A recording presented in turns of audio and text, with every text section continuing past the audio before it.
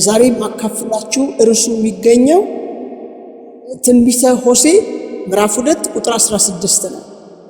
እንዲህ ይነበባል። ስለዚህ እነሆ አባብላታለሁ፣ ወደ ምድረ በዳም አወጣታለሁ፣ ለልቧም እናገራለሁ ይላል። ይህንን የክፍሉን አውድ ስትመለከቱት ምዕራፍ 1ንም 2ንም ስትመለከቱ እስራኤል ከእግዚአብሔር ርቃ ጣዖታትን ያመለከችበት ያመነዘረችበት ጊዜ ነው እና እግዚአብሔር በዛ የተነሳ ነው እንደሱ እያለ የሚናገረው። አባብላታለሁ እንደገና ወደ ምድረ በዳ አወጣታለሁ ይላልና እስኪ ክፍሉ በደንብ እንዲያዝልን የሆሴዕን እንትን አነብላችኋለሁ። ትንቢተ ሆሴዕ ምዕራፍ 2 ላይ አነባለሁ፣ 16ን አነባለሁ። ከላይ እንዲህ ይላል፣ እኔን ረስታ ውሽሞች ቁጥር 15 እኔን ረስታ ውሽሞቿን እየተከተለች በጉትቻዋና በጌጣጌጧ እያጌጠች ለበዓሊም ያጠነችበት ወራት እበቀልባታለሁ ይላል። ከዛ ይህን ከተናገረ በኋላ ቁጥር 16 ላይ ስለዚህ እነሆ አባብላታለሁ፣ ወደ ምድረ በዳ አመጣታለሁ፣ ለልቧ እናገራለሁ። ከዛ ቁጥር 17 ከዚያም የወይን ቦታዋን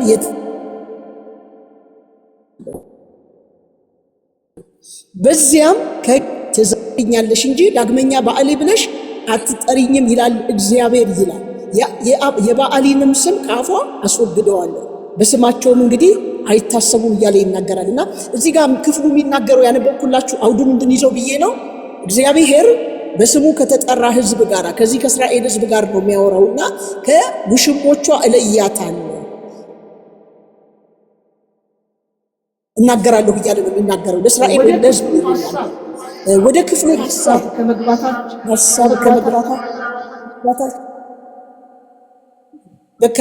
ከመግባታችን በፊት ምድረ በዳ ራሱ ምንድን ነው ብለን ስለ ምድረ በዳ ጥቂት ነገር እንዲሁ ዝም ብለን የምድረ በዳን ዴፊኒሽን እንድናይ እፈልጋለሁ። እሱን የሚያስረዳን ኤርምያስ ምዕራፍ 17ን አነብላችኋለሁ። ኖርማል ስለሆነ ምድረ በዳ ወይም እስራኤል በሚታይ ሁኔታ ስለሄዱበት ምድረ በዳ ስለ ምድረ በዳ እንዲሁ እንድናስብ እፈልጋለሁ። ምዕራፍ 17 እንዲህ ይናገራል። ቁጥር 6 ላይ አነባለሁ። በምድረ በዳ እንዳለ ቁጥቋጦ ይሆናል ይልና መልካም በመጣ ጊዜ አያይም፣ ሰውም በሌለበት ጭው ባለበት ምድር በምድረ በዳ በደረቅ ስፍራ ይቀመጣል። ምድረ በዳ ምን አይነት ነው ይላል? ሰው የሌለበት ጭው ያለ ቦታ ነው ይላል። ቁጥቋጦ ይሆናል እና መልካም በመጣ ጊዜ ምንም የማይታይበት ቦታ ነው ይላል ስለ ምድረ በዳ ሲናገር።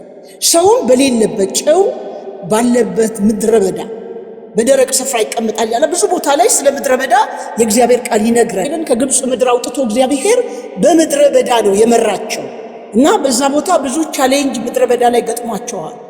ውሃ ጥሙን ታስታውሳላችሁ። በመንገድ ብዙ ነገር አለ።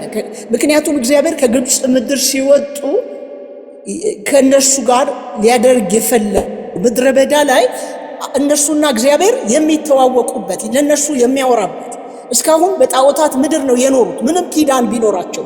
ስለዚህ እግዚአብሔር ምን ፈልጓል? ወደ ምድረ በዳ መውሰድ ፈልጓል። ዛሬ ዋና እንትናችን እስራኤላውያን ስላልሆኑ ስለነሱ ብዙ አልናገርም፣ ግን ምድረ በዳ ወስዷቸዋል እግዚአብሔር እና እግዚአብሔር ሁሉ ጊዜ ወደ ምድረ በዳ ይወስዳል።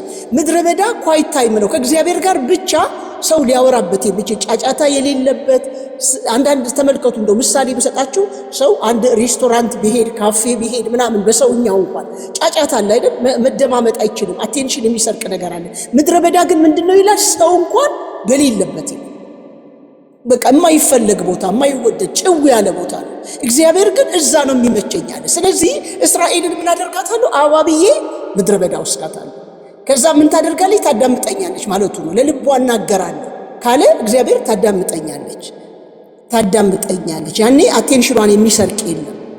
ታዳምጠኛለች ነው የሚለውና ይህንን ነው እየተናገረ ያለውና አሁን መጀመሪያ የነገርኳችሁ ምድረ በዳ ባጭሩ ስለ ምድረ በዳ ለመግለጽ ያህል ጭው ያለ ሰው የሌለበት ሌላ ቦታ እንዳውም እንጨትና ውሃ የሌለበት ይላል። እስራኤል ያለፉበትን ምድረ በዳ ደግሞ ስናስብ እባቦች አሉበት፣ ተናዳፊ እባቦች አሉበት።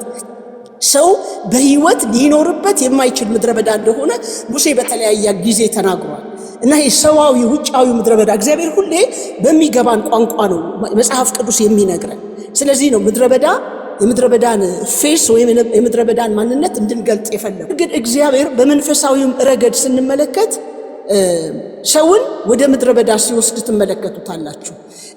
ስለ ምድረ በዳ ስናገር እዚህ ጋር ሙሴ እግዚአብሔርን የእስራኤልን ሰዎች የሚላቸው 8 ላይ አብረን እንድንመለከት ፈልጋለሁ። እግዚአብሔር እስራኤልን ወደ ምድረ በዳ የመራበትን ምክንያት ይነግራቸዋል። ምድረ በዳ ሲወስዳቸው ጀስ በዛ ጫካ በሆነ ስፍራ እንዲያልፉ የሆነ ነገር እንዲፈጠር እንዳይደለ፣ ነገር ግን ምድረ በዳው ዓላማ እንዳለው ይናገራል። ከቁጥር 2 ጀምሬ ያነብላችኋለሁ። እግዚአብሔር ይፈትን ዘንድ በልብህ ያለውን ትእዛዙን ትጠብቅ ወይም አትጠብቅ እንደሆነ ያውቅ ዘንድ ያስጨንቅህ አንድ በእነዚህ በ40 ዓመታት በምድረ በዳ የመራ መንገድ ሁሉ አስብ ይላቸዋል። ሙሴ ለእስራኤላውያን በተለይ ዘዳግም መጽሐፍ በቃ የነገራቸው ነው። ያለፉትን ታሪክ ሳይፈልግ ወደ እግዚአብሔር ያደርጋል። ምክንያቱም ሁሉ ነገር በተአምራት ነው የሚታለፈው። ምድረ በዳ ታስታውሳላችሁ፣ በቀን የደመና አምድ በሌሊት የእሳት አምድ ነበረባቸው። ያለዛም የምድረ በዳው ሐሩር እስራኤልን አያራምዳቸው። የእግዚአብሔር ፕሮቴክሽን የግድ ነው ምድረ በዳ ላይ። ሰው ምድረ በዳ ላይ ሲያልፍ ሳይፈልግ እግዚአብሔር ሳይፈልግ ጸሎት ሳይፈልግ በቃ መሄጃ የለው። ምድረ በዳ ላይ የገባ ሰው ሌላ መሄጃ የለው፣ ማምለጫ የለው። ስለዚህ እስራኤልን አባብዬ ምድረ በዳ ወስዳታለሁ፣ አቴንሽኗን አገኛለሁ፣ በሌላ አማርኛ ከውሽሞቿ እለያታለሁ፣ አፋታታለሁ፣ የኔ ናት እያለ ነው እግዚአብሔር ያለው። ስለዚህ ነው ምድረ በዳ የወሰዳት። ከዛ ታዳምጠኛለች በለልቧን ይናገራሉ። ግን ወስዶ እስራኤልን አስጨነቃቸው፣ አስራባቸው። ውሃ ሳይኖር ወደ ሙሴ ይጮሁ ነበር። እዚህ ምድረ በዳ ላይ በጥም ልንሞት ነው። ለምን? አጠገባቸው ቀድተው የሚጠጡት ቧንቧ የለም። ግብፅ ምድር የተረማመሉት አይነት ላይፍ እዚህ እና ምድረ በዳ ጀስት ከሰማይ ጋር ሰው ከሰማይ ጋር ብቻ የሚገናኝበት ስፍራ ነው ምድረ በዳ። ኦኬ። ስለዚህ ምን እያለ ነው እግዚአብሔር? ስንት ታስታውሳላችሁ? ወደዚህ ምድር መጥቶ አገልግሎት ከመጀመሩ በፊት ምን ይላል መጽሐፍ ሲነግረን? ወደ ምድረ በዳ ሄደ። ምድረ በዳ ከሱ ጋር ደቀ መዛሙርቱ ነበሩ እንዴ? አልነበሩ። ኢየሱስ ምድረ በዳ ላይ ብቻውን። ወገኖች ምድረ በዳ እግዚአብሔር ፐርሰናል የሆነ ጉዳይ ነው። ምድረ በዳ ማለት የምድረ በዳ ጉዳይ የጅምላ ጉዳይ እንደ እስራኤል በምድር በነበሩበት ጊዜ እንደተጓዙት አይነት ሳይሆን በመንፈሳዊ ረገድ ስናየው ምድረ በዳ ፐርሰናል እንደሆነ እንመለከታለን። አንተና እግዚአብሔር፣ እኔና እግዚአብሔር የምናልፍበት እዚህ ጋም ሲንግል አድርጎ ነው የሚናገረው። አባብዬ እስራኤልን ምን አደርጋታለሁ? ወደ ምድረ በዳ ወስዳታለሁ፣ ከዛ ለልቧ እናገራለሁ ይላል። ስለዚህ ኢየሱስ ለመፈተን ብቻውን ነው ሄደው። ምድረ በዳ ሄደ። ከኢየሱስ ጋር የተገናኘው ማለት ፈታኙ ብቻ። በቃ አጀብ የለም፣ በአገልግሎት መታጀብ የለም። በቃ መጀመሪያ የት ነው ሄደው? ምድረ በዳ። ኢየሱስ በምድረ በዳ ህይወት አልፏል። ወገኖች እዚህ ምድር ላይ ለማገልገል ከመጀመሩ በፊት ወደ ሰዎች ከመገለጡ ታምራት ከማድረጉ በፊት ተርቧል፣ ተጠምቷል፣ ምድረ በዳ ሄደ። ፈታኙ ቀርቦ አምላክነቱን የሚፈታተን ጥያቄ አቅርቦለታል። እንደገና ሊደራደረው ሞክሯል። አያችሁ፣ ምድረ በዳ ላይ ስንሆን የሚደራደራል፣ አማራጭ የሚያቀርባል። ለኢየሱስ አቀረበለት አይደል? ተርቧል ኢየሱስ። ለምን ድንጋዩን ዳቦ አታደርገው? ወገኖች ምድረ በዳ ያለ ሰው መነካካት አይፈቀድለት። ምድረ በዳ ስርዓት አለው። አንዴ ስለ ምድረ በዳ ጽፌያለሁ እና ምድረ በዳ ይውላችሁ መንካት፣ መዳሰስ፣ መቅመስ የሚባል ታሪክ የለም። ምድረ በዳ ምንድነው የሚለው? የህግ መምህር በወሰነው ስፍራ ይላል። እግዚአብሔር ራሱ እንደወደደ አንተን የሚመራበት እንጂ የምትነካካበትና ኢየሱስ እዚህ ጋር አዎ የእግዚአብሔር ልጅ ነው፣ ድንጋዩን ዳቦ ማድረግ ይችላል፣ ግን አላደረገም።